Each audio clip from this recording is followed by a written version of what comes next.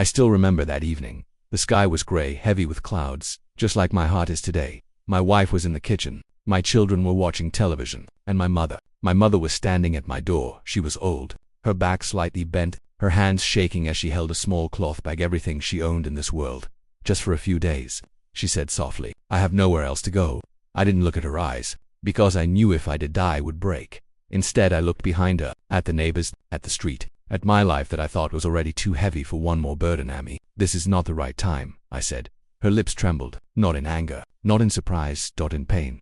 I won't be a burden, she whispered. I'll sleep on the floor. I won't ask for food. I just need my son. My wife's voice came from behind me, sharp and cold. We can't keep her here. Those words cut my mother more deeply than any knife ever could. She turned to look at me one last time.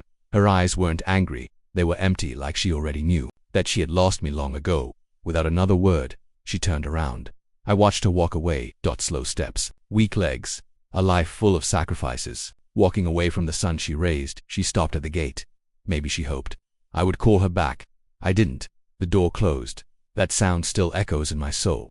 Days passed, then weeks, then months. No calls, no messages, no news. At first, I felt relief. No responsibility, no extra expense, no old woman reminding me of my past. But slowly, something strange began to happen. My house felt empty. My children laughed, but something was missing. Food was cooked, but it had no soul. Festivals came, but joy never entered. At night, I started hearing her voice. Calling my name. I would wake up sweating. That's when guilt entered my heart, like a poison. Where did she go? She had no money, no house, no strength. Did she sleep on streets? Did she beg? Did she cry herself to sleep thinking of me? I tried to convince myself she must be fine, but deep inside, I knew the truth. A mother who is rejected by her own son is never fine. The house didn't change. The walls were the same. The furniture was the same. The faces around me were the same.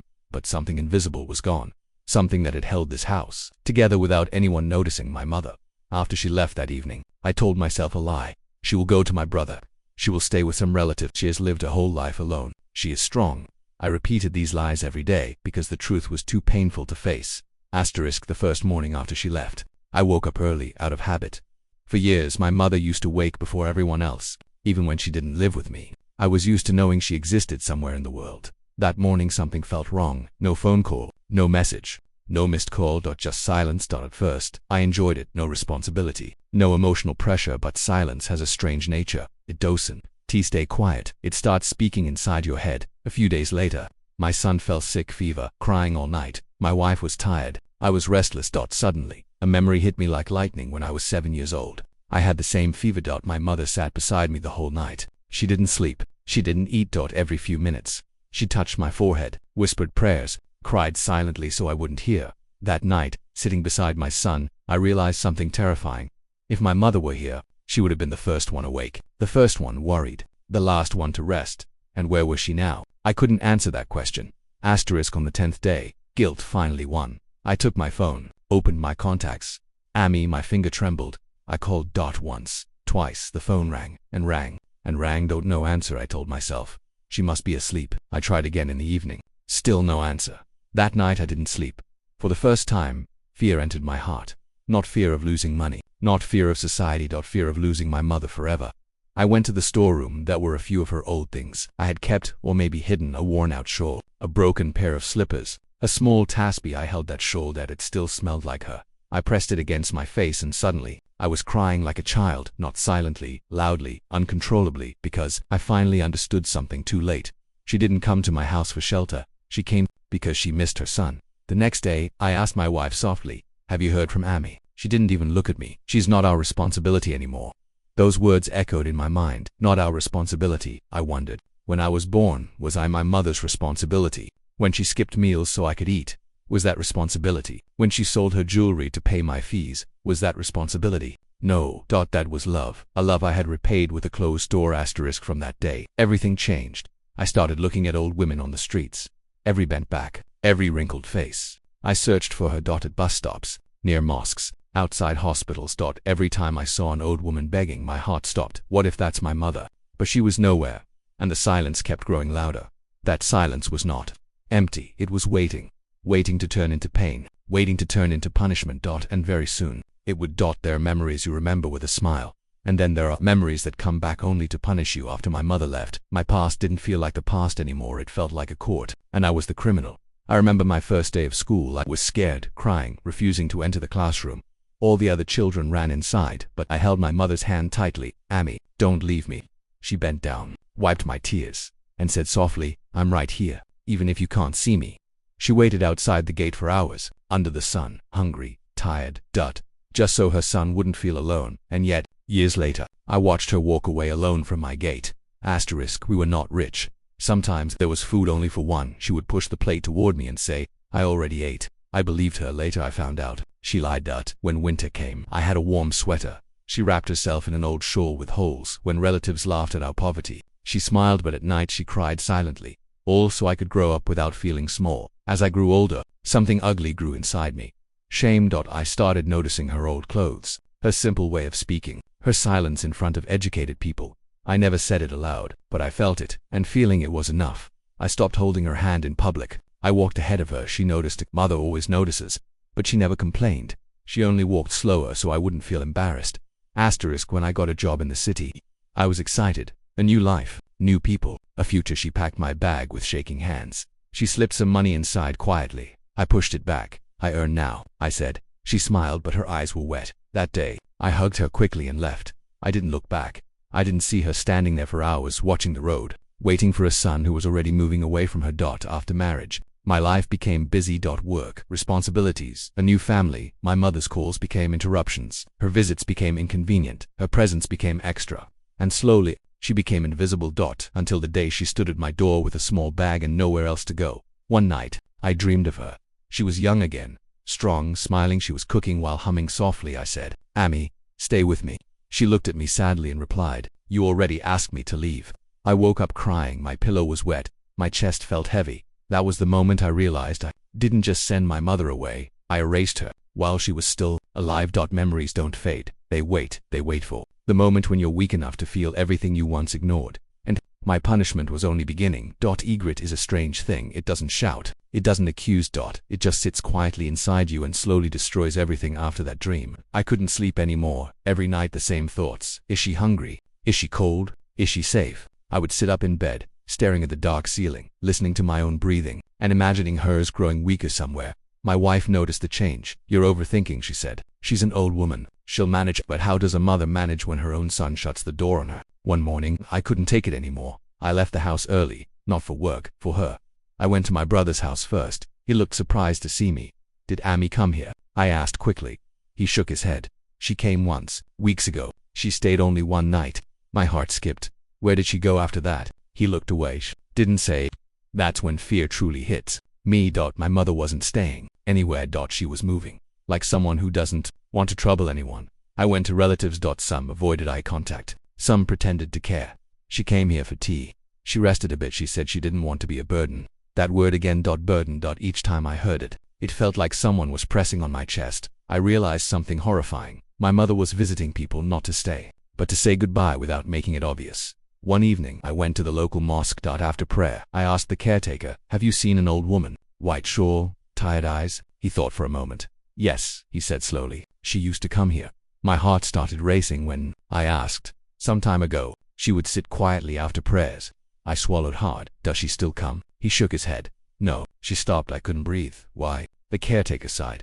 "She once fainted here. We gave her water. She said she hadn't eaten since morning." My legs felt weak that night. My mother was hungry while I was eating comfortably at home. I gathered courage and asked, "Do you know where she went?" He looked at me carefully. She said only one thing. "What?" I whispered. "That she didn't want to knock on her son's door again." Those words crushed me. I left the mosque with tears in my eyes. People were passing by. Cars were honking. Life was moving on, but inside me, everything had stopped. From that day, my routine changed. I searched streets instead of sleeping, bus stops, footpaths outside, hospitals. Every old woman I saw, my heart jumped.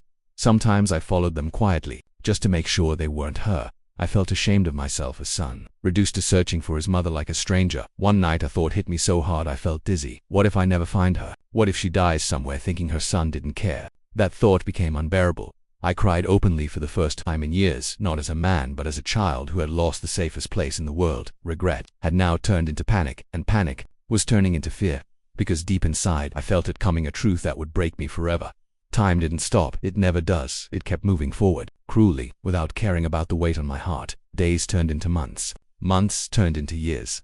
And my mother never came back. At first I searched every day. Every street near my house. Every bus stop. Every hospital corridor. I asked shopkeepers, security guards, begging children. Have you seen an old woman? Quiet, tired eyes, white shawl. Some shook their heads. Some said, many old women come and go. And that hurt the most, to the world. My mother was just another old woman. But to me, she was my entire past. My job improved. We moved to a better house. My children grew older. People congratulated me. You're successful now. I smiled. But inside, something screamed, what is success if your mother is missing? Every achievement felt incomplete. Every happy moment carried guilt because I kept thinking she should have been here to see this. The house was decorated. Food was prepared. Children laughed, but one chair stayed empty. I remembered how she used to wake up early, make sweets with her tired hands, and pray for me before anyone else. That Eid, I sat alone after everyone slept and cried silently. Because somewhere in the city, my mother was probably alone too, or worse. Slowly, something changed. I didn't search every day anymore. Not because I didn't care, but because hope was becoming painful. Each day I didn't find her killed me a little more so. I started waiting for a call, waiting for news, waiting for a miracle. But miracles don't come when you shut the door on them. Yourself, she started appearing in my dreams, sometimes smiling, sometimes crying, sometimes just standing far away. I would run toward her, but she would disappear before I could reach. I woke up every time with the same thought, she's still out there, but where? One afternoon, while returning from work, I stopped near an old shelter for the homeless. I don't know why something pulled me there. I spoke to an elderly man sitting outside. He listened carefully as I described her. He went quiet. Then he said softly, there was an old woman here. Like that. My heart stopped when I asked a long time ago. I swallowed hard. What happened to her? He looked down. She didn't stay long. She was sick, weak, always silent. I felt dizzy. Where did she go? I whispered. He replied. She said she didn't want anyone to know, especially her son. Before I could ask more, he added one sentence. She said, I don't want him to feel guilty. I couldn't stand anymore. My legs gave up even after everything. Even after I abandoned her, she was still protecting me. That night I didn't sleep. One question kept repeating in my mind. What if she's not alive anymore? What if I'm searching for a ghost created by my guilt? For the first time, I allowed myself to think the unthinkable, and it destroyed me. Years had passed, the world had moved on, but my heart was still standing at that same door. The door I closed on my mother. Hope is dangerous. It keeps you alive, and it keeps hurting you. After hearing about the shelter, I couldn't stop thinking, what if she was still somewhere out there, alive, but invisible? I started asking again. Not loudly, not desperately. Quietly. AT&T stalls, outside hospitals, near bus stands. And slowly, stories began to form. There's an old woman who sits near the bridge. She cries softly at night. She doesn't beg. She just sits. Each time I heard something like that, my heart jumped because that sounded like her. My mother never begged. She suffered silently. One evening, I went to the bridge people talked about. The air smelled of dust and smoke. Cars rushed past without slowing down. And there she was, an old woman bent back. White hair, a thin shawl around her shoulders. She was sitting quietly, looking at the flowing water. For a moment, my legs refused to move. What if it was her? What if I was too late? I walked closer. Slowly she turned her face. Not my mother. I felt relief and pain at the same time, because that meant she was still missing. As I turned to leave, a street vendor nearby spoke. You're looking for someone. I froze. How do you know? I asked. He nodded toward the old woman. Many people come looking for someone like her. My throat tightened. Have you seen another old woman? Very quiet, tired eyes, always praying. He thought for a moment. Yes, he said slowly. There was one. My heart pounded. She used to come here late evenings, he continued. She cried sometimes, but only when she thought no one was watching. Tears filled my eyes. Where is she now? I asked. He shrugged sadly. She stopped coming before I left. He added something that still haunts me. She once said, I raised my son with love. Maybe that was my mistake. Those words hit me harder than anything before. My mother, blaming herself, not me. That night, I sat alone in my car. The city lights blurred through my tears. I imagined her sitting somewhere, crying quietly, still protecting my name. While I lived comfortably, I whispered, Amy, I'm sorry. But apologies don't travel far when the person you owe them to is lost. Days passed again. No new stories. No new clues. The whispers stopped. And silence returned. But this silence was different. It felt final, like the world was telling me, stop searching, it's over. One thought kept coming back. What if everyone who saw her for the last time? What if all that remains of her are these broken stories? That fear wrapped around my heart and refused to let go. I was closer than ever, yet further than before, because sometimes, the closer you get to the truth, the more it terrifies you. Some truths don't arrive suddenly, they come slowly, like a shadow that keeps growing until it covers everything. That morning felt different. The sky was clear, but my chest felt heavy. I didn't know why, I just knew. Something was about to end. I took the day off work and went back to the shelter, where I had last heard about her. The same old man was sitting outside when he saw me. His face changed. That's when I knew. "You came back," he said softly. I nodded. My mouth was dry. "Did you hear anything?" I asked. He didn't answer immediately. Instead, he looked at the ground, and in that silence, my heart started breaking. "There was an old woman," he began, "who stayed here briefly. Some time ago, I felt dizzy. She was very weak," he continued. "She didn't talk much." I whispered, "My mother doesn't talk much." He looked up at me. His eyes were full of pity. "She fell ill," he said gently. "Some people took her to a hospital." My hand started shaking. "Which hospital?" I asked quickly. He lowered his voice. "She didn't make it. I don't remember falling. I just remember being on the ground." The noise around me faded. All I could hear was my own heartbeat. Loud, painful, broken. "She kept saying one thing," the old man added quietly. I forced myself to listen. I whispered. She kept saying, "Don't tell my son. I don't want to trouble him." That was it. That was the moment something inside me died. Even at the end, she thought of me, not her pain, not her loneliness, me, the son who shut the door on her. I somehow reached the hospital he mentioned. The nurse checked the old records. She looked at me carefully. "Yes," he said. "There was an elderly woman. No visitors." My throat closed. "No family?" I asked. She shook her head. "She gave only one name." I leaned forward. "My name?" I asked the nurse, the one question that has no answer. "Did she ask for me?" The nurse paused. "Yes," she said softly, but very quietly. She added, "She said, he must be busy." I walked out of the hospital feeling hollow, like someone had taken my heart and left an empty space behind. I went back home that night and stood in front of the same door I had closed years ago. I imagined her standing there, again, crying, begging, hoping this time. I wanted to open it, but there was no one there, because some doors, once closed, never open again. The truth didn't scream, it whispered, and that whisper destroyed me more than any scream ever could. Some meetings are written in fate, and some are written only to teach you what you lost forever. The next morning, I followed the address the nurse gave me, a small graveyard on the edge of the city, quiet, ignored, forgotten. Just like her, I walked slowly between the graves, reading names that meant nothing to me until one did. An old wooden marker, no flowers, no visitors, just a name, and a date. My mother's name. I don't remember deciding to kneel. My body gave up before my mind did. I touched the earth with trembling hands. "This is not how it was supposed to be," I whispered. "She was supposed to live with me, laugh with my children, grow old, surrounded by love. Not lie here, alone." I sat there for hours talking to the soil. "Amy, I was scared." I said, "I thought I didn't have space for you." My voice broke. But the truth is, I didn't make space in my heart. The wind moved gently, as if listening. "I searched for you everywhere," I cried. "But when you needed me the most, I was right there." Behind a closed door.